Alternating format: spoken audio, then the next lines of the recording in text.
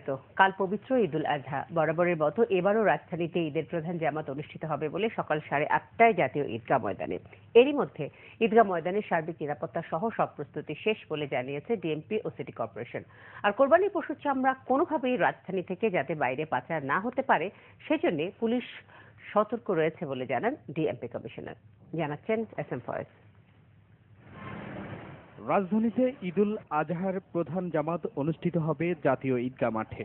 রাষ্ট্রপতি থেকে শুরু করে মন্ত্রী এবং ভিভিআইপি সহ এখানে প্রায় 1 লাখ মুসল্লি একসাথে ঈদের নামাজ আদায় করবেন। তাই নিরাপত্তার চাদরে ঢাকা জাতীয় ঈদগাহ ময়দান। সবশেষ প্রস্তুতি দেখতে জাতীয় ঈদগাহ মাঠে যান ডিএমপি কমিশনার বেনজির আহমেদ ও দক্ষিণ সিটি কর্পোরেশনের প্রশাসক ইব্রাহিম হুসাইন খান। বলেন, সুষ্ঠুভাবে ঈদের জামাত সম্পন্ন করতে প্রয়োজনীয় ব্যবস্থা নেওয়া হয়েছে। আশা করি এবার নামাজ আল্লাহর রহমতে খুব সুষ্ঠুভাবে সম্পন্ন করা সম্ভব হবে। এর বাইরেও বাংলাদেশ সেনাবাহিনী, বাংলাদেশ নৌবাহিনী, ওয়াসা এবং কিছু বেসরকারি সংস্থা তারাও আমাদেরকে সহযোগিতা করছেন। 652টি ঈদের জামাত তার নিরাপত্তার প্রস্তুতি গ্রহণ করছি। আপনারা জানেন যে এই কেন্দ্রীয় যে এই ঈদগাহ, এখানে সবচেয়ে বড় ঈদের জামাত অনুষ্ঠিত হবে। এখানে আমাদের ব্যাপক এবং বিশাল নিরাপত্তা প্রস্তুতি রয়েছে। ঢাকা রাজধানীর নিরাপত্তায় এবারও বিশেষ ব্যবস্থা নেওয়া হয়েছে বলে দাবি পুলিশের। কোরবানির চামড়া সে ব্যাপারে আমরা অলরেডি ব্যবস্থা নিয়েছি। আর পাড়ায় মহল্লা যাতে করে কেউ জোর করে চামড়া না কিনতে পারে সেটার জন্য আমাদের ব্যবস্থা থাকবে। আর এর পাশাপাশি আগামী 1 সপ্তাহ যেহেতু লক্ষ লক্ষ হাউস হোল্ড খালি থাকবে, শপিং মল বন্ধ থাকবে, বিজনেস বন্ধ থাকবে, ব্যাংক বিমা বন্ধ থাকবে, এগুলো নিরাপত্তার দিকের জন্য আমাদের বিশেষ পরিকল্পনা রয়েছে। কোনোভাবেই চামড়া যাতে বাইরে পাচার না হতে পারে সেজন্য পুলিশ সতর্ক অবস্থানে রয়েছে বলেও জানানো হয়। SM Foyez, Bangla vision, Dhaka. প্রতিবারের মতো এবারও সবচেয়ে বড় ঈদ জামাতের জন্য প্রস্তুত কিশোরগঞ্জের শোলাকিয়া ঈদগাহ ময়দান। এই মাঠে এটি ঈদুল আজহার 187তম জামাত। ইমামতি করবেন বাংলাদেশ ওলামা মাশায়েখ সংহতি পরিষদ ও ইসমাহুল মুসলিমিন পরিষদের চেয়ারম্যান মাওলানা ফরিদউদ্দিন মাসুদ। সকাল 9টায় ঈদের জামাত শুরু হবে। কিশোরগঞ্জ প্রতিনিধি নাসিম খানের রিপোর্ট, জানাবেন মোর্শেদা রাসেল। প্রতি বছরই দেশে ঈদের সবচেয়ে বড় জামাত হয় কিশোরগঞ্জের শোলাকিয়া ঈদগাহ মাঠে। এখানে জড়ো হন লাখো মুসল্লি। এরই মধ্যে শোলাকিয়া ঈদগাহ মাঠের অজুখানায় পানি সরবরাহ, মাইকের বৈদ্যুতিক লাইন সংযোগ সহ বিভিন্ন কাজ শেষ হয়েছে। চলছে শেষ মুহূর্তে পরিষ্কার পরিচ্ছন্নতার কাজ। এ মাঠে নামাজ আদায় করলে দোয়া কবুল হয়, সওয়াব পাওয়া যায়, এই বিশ্বাস থেকেই এই মাঠের প্রতি মানুষের আকর্ষণ দিন দিন বাড়ছে। মুসল্লির সংখ্যা বিবেচনায় মাঠের পরিধি আরো বাড়ানোর দাবি অনেকের। লোক সমাগম বেশি হওয়ার কারণে এখানে জায়গা হয় না। এই মাঠটি আরো বলে বৃদ্ধি করা প্রয়োজন। অন্য স্থানে স্থানান্তর করে এই মাঠের জায়গা বৃদ্ধি করো, এটাই মানুষের কাম্য। মুসল্লিদের নিরাপত্তায় সিসি ক্যামেরা স্থাপন সহ 3 স্তর নিরাপত্তা ব্যবস্থা নেওয়া হয়েছে বলে জানালেন পুলিশ সুপার। সিসি ক্যামেরা থাকবে যাতে কোনো ধরনের অহেতুক কোনো পরিস্থিতি সৃষ্টি করতে না পারে। আর বিশেষ করে আমি এই কিশোরগঞ্জবাসীকে ধন্যবাদ জানাই যে তারা সবসময় এই ঈদের নামাজ আদায়ের জন্য আমাদের সহযোগিতা করে থাকেন। জেলা প্রশাসক ও শোলাকিয়া ঈদগাহ পরিচালনা কমিটি জানায়, দূরের মুসল্লিদের সুবিধার্থেই সব ব্যবস্থা নেওয়া হয়েছে। গেটে থাকবে আমাদের তল্লাশির ব্যবস্থা এবং মাঠের মধ্যেও সাদা পোশাকে ও পোশাকে পুলিশের সদস্যরা নিয়োজিত থাকবে প্রত্যেকের নিরাপত্তা বিধানের জন্য। 187 বছর আগে এই মাঠে প্রথম ঈদের জামাত হয়। একসঙ্গে 1.25 লাখ মানুষ ঈদের জামাত আদায় করায় এই মাঠের নাম হয় শোলাকিয়া। পরে তা থেকে Sholakia. Bangla vision news desk. Schedule বিপর্যয়ের কারণে ঈদের আগের দিনেও রাজধানীর ট্রেন স্টেশনগুলোতে ঘরমুখো মানুষের ছিল উপচে পড়া ভিড়। কমলাপুর রেল স্টেশনে যাত্রী বোঝাই করে ছেড়ে আসা ট্রেনগুলোতে জায়গা না পেয়ে জীবনের ঝুঁকি নিয়ে কেউ উঠেছেন ছাদে। তবে অন্যান্য দিনের তুলনায় রাজধানীর বাস টার্মিনালগুলোতে যাত্রীদের চাপ তুলনামূলক ছিল কম। আর ঈদের দিনে পরিবারের সান্নিধ্য পেতে লঞ্চে করে বাড়ি ফিরতে সদরঘাট টার্মিনালে এখনো ছুটছে মানুষ। মহিবুল্লাহ মোহিত জানাবেন বিস্তারিত। ঈদে ঘরমুখো মানুষের এই ঝুঁকিপূর্ণ যাত্রাই বলে দেয় গত কয়েকদিনে ট্রেনের শিডিউল বিপর্যয়ে যাত্রীদের ভোগান্তি কতটা চরমে উঠেছে। ভেতরে তিল ধারণের ঠাঁই নেই, তাই জীবনের ঝুঁকি নিয়ে ট্রেনের ছাদে ওঠার চেষ্টা, কারণ যে কোনো মূল্যেই পরিবারের সাথে ঈদ করতে হবে।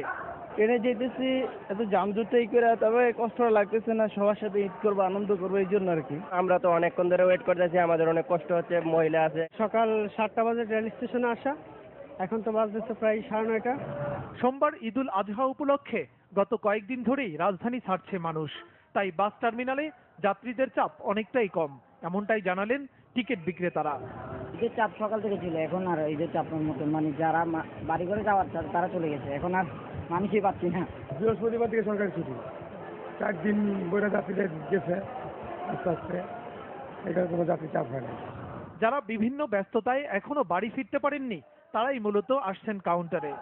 এই যে অফিস ছিল, এই জন্য আর কি আজকে যাচ্ছি। ছুটি ছিল, বিভিন্ন ফর্মালিটিসের জন্য যাওয়া হয় নাই। অনেক ভালো লাগছে।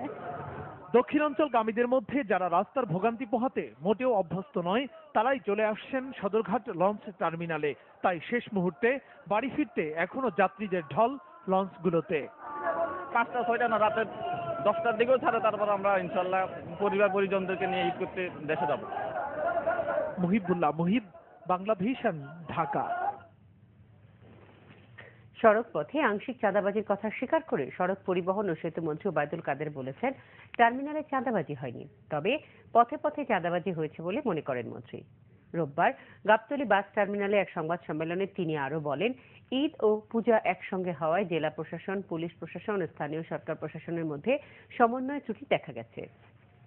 তবে মনিটরিং যথাযথ ছিল বলেও মনে করেন মন্ত্রী। মানুষের সামান্য ভোগান্তির জন্য দুঃখ প্রকাশ করেন ওবায়দুল কাদের। সার্বিক সহযোগিতার জন্য police, RAB, highway police, Ansar ও মিডিয়া কর্মীদের ধন্যবাদ জানান ওবায়দুল কাদের। সরকারের অপকর্ম এবং অব্যবস্থাপনার জন্য বাড়ি ফেরা মানুষের দুর্ভোগ বেড়েছে, অভিযোগ করেছেন বিএনপির যুগ্ম মহাসচিব রুহুল কবির রিজভী। বলেন, দুর্ভোগ নিয়ে কার্যকর কোনো ব্যবস্থা নেয়নি সরকার, উল্টো উন্নয়ন কাজ নিয়ে যারা দুর্নীতি করেছে তাদের পুরস্কৃত করেছে। জানাবেন সেকান্দার রহমান। ঈদের আগের দিন সকালে বিএনপির কেন্দ্রীয় কার্যালয়ে সাংবাদিকদের মুখোমুখি হন দলের যুগ্ম মহাসচিব রুহুল কবির রিজভী। বাড়ি ফেরা মানুষের দুর্ভোগ নিয়ে কথা বলেন তিনি। আপনাদের তো 5 বছর 6 বছর হয়ে গেল, এখনো কেন 60 কিলোমিটার 100 কিলোমিটার রাস্তার মধ্যে যানজট হচ্ছে? এখনো কেন ট্রেনে ঝুলতে ঝুলতে ঝুলতে ঝুলতে মানুষ যাচ্ছে? আপনারা কি করেছেন? যে টাকা লোপাট হয়ে যায়, যে টাকা সরকারি দলের মন্ত্রীরা নিজেদের ফার্মের কাজ পাওয়ার জন্য বিদেশি সংস্থাকে যারা চিঠি দেয়, তারা কখনো জনগণের মঙ্গল কামনা করে না। অভিযোগ করেন, জনপ্রশাসন পুলিশকে ব্যবহার করে বিএনপি নেতাকর্মীদের বিরুদ্ধে আওয়ামী লীগ মামলা করছে। জনপ্রশাসন, পুলিশ এবং যারা মামলা দেন, মামলা করেন, মামলা পরিচালনা করেন, সবই হচ্ছে আওয়ামী লীগের গৃহপালিত, আওয়ামী লীগের ঘরে তারা লালিত পালিত। সুতরাং এই মামলা দেওয়া এবং মামলা দিয়ে পর্যুদস্ত করা, এটা তো তাদের নিত্য নৈমিত্তিক ব্যাপার। গ্যাসের মূল্য বৃদ্ধির সিদ্ধান্তের তীব্র প্রতিবাদ জানান বিএনপির এ নেতা। বলেন, গ্যাস বিদ্যুতের দাম বাড়িয়ে জনগণের উপর প্রতিশোধ নিচ্ছে সরকার। আপনাদের সকলকে ধন্যবাদ। সিকান্দার রহমান, বাংলা ভিশন, ঢাকা।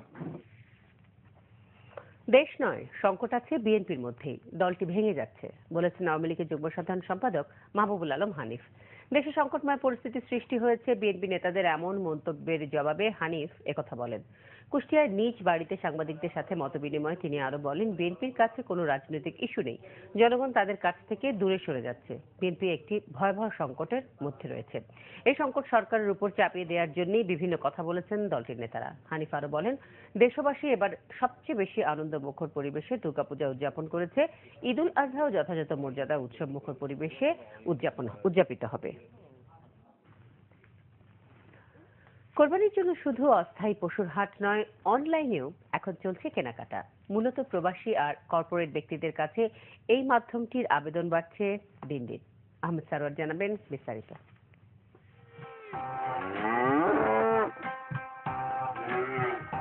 নেই কোনো ঝক্কি ঝামেলা, নেই কোনো হাগডাক। প্রযুক্তির কল্যাণে কোরবানির পশু এখন মিলছে অনলাইনে। অনলাইনে পশুর ছবি ও তথ্য দেখে যেমন কেনা যায়, আবার অনলাইনে বিজ্ঞাপন দেখে হাটে গিয়েও পছন্দ করতে পারেন ক্রেতারা। তবে এখনো বেচাকেনা রয়েছে সীমিত আকারে। আপনি অনলাইনে কয়টার অ্যাড দিলেন, ছবি দিয়েছিলেন? 14টার কয়টা বিক্রি হয়েছে আপনাদের? 8টা বিক্রি হয়েছে। দেখে শুনে কেনার একটা বিষয় থাকে, কিন্তু ইন্টারনেটে যে গরুটা থাকে ওখানে টিউমার, কাটা দাগ, চামড়ায় কোনো স্পট, এই বিষয়গুলি পরিষ্কার বোঝা যায় না। শুধু দেশে নয়, প্রবাসীদের কাছেও অনলাইনে কেনাকাটা জনপ্রিয় হয়ে উঠছে বলে জানিয়েছেন অনলাইন বিপণন প্রতিষ্ঠানের উদ্যোক্তারা। আমরা সরাসরি কৃষকদেরকে মার্কেট অ্যাক্সেস দেই, যেন ক্রেতা সরাসরি কৃষক থেকে কিনতে পারে, একটা সেতু বন্ধন করে দিচ্ছে। আমরা প্রবাসী থেকে সারা বেশি পাচ্ছি, আর যারা জব করে, যারা কর্পোরেট জব করে, তাদের থেকে বেশি সারা পাচ্ছি। পশু কোরবানির অন্যতম অনুষঙ্গ কসাই খুঁজে পাওয়ার যে ঝামেলা, তা থেকে স্বস্তি দিতে আগামী ঈদের আগেই অনলাইনে কসাইয়ের তথ্য পাওয়া যাবে এমন পরিকল্পনার কথা জানালেন এই উদ্যোক্তা। আহমেদ সরওয়ার, বাংলা ভিশন, ঢাকা। কোরবানির পশুর বর্জ্য 48 ঘন্টার মধ্যে অপসারণ করা হবে বলে জানিয়েছেন দক্ষিণ সিটি কর্পোরেশনের প্রশাসক ইব্রাহিম হোসাইন খান। আমাদের চেষ্টা থাকবে যাতে 48 ঘন্টার আগেই আমরা শেষ করতে পারি। তো আপনারা জানেন যে ঈদের কোরবানি কিন্তু পরপর 3 দিন হয়, কাজে আমরা যদি বলি আমরা আগে শেষ করব, আগে যতই আমরা শেষ করি নতুন করে কিন্তু আবার বর্জ্য উৎপাদন হবে। সেই জন্য আমরা টার্গেট করেছি 48 ঘন্টা। আমরা কর্মশক্তি নিয়োগ করব যাতে এর পূর্বেই আমরা আমাদের এই বর্জ্যটা পরিষ্কার করতে পারি। এদিকে আইন শৃঙ্খলা বাহিনীর কঠোর নিরাপত্তার মধ্যে ও অজ্ঞান পার্টির খপ্পরে পড়ে সব হারিয়েছে 4 গরু ব্যবসায়ী। সকালে অজ্ঞান অবস্থায় রাজধানীর গুলিস্তান থেকে তাদের উদ্ধার করে ঢাকা মেডিকেল কলেজ হাসপাতালে ভর্তি করা হয়।